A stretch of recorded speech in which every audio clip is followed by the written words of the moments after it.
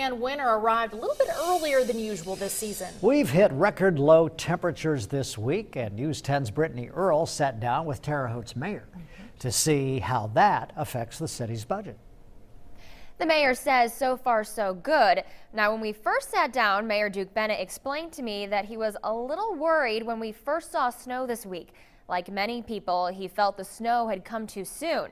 Now, quickly, his memory drifted back to last winter.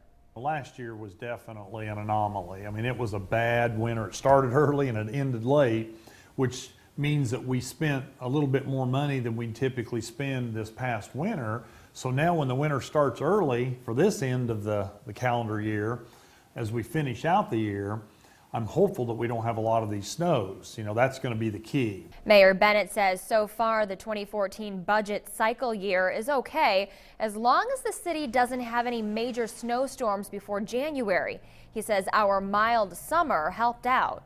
The summer wasn't bad to us, so when you kind of look at overall for the budget for the street department, some things balanced out a little bit. It was a pretty mild summer from that perspective. We didn't have a lot of storms, so we didn't have a lot of cleanup and a lot of overtime. Planning ahead for the 2015 budget cycle, Mayor Bennett says typically the street department figures up what is needed based on the number of events we see.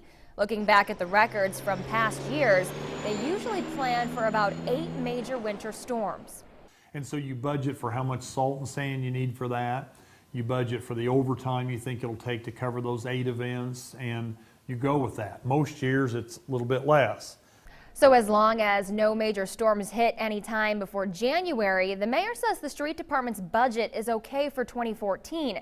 I'm sure Kevin could shed a little more light on whether or not Mother Nature plans on breaking the street department's bank. Back to you. Thank you so much, Brittany.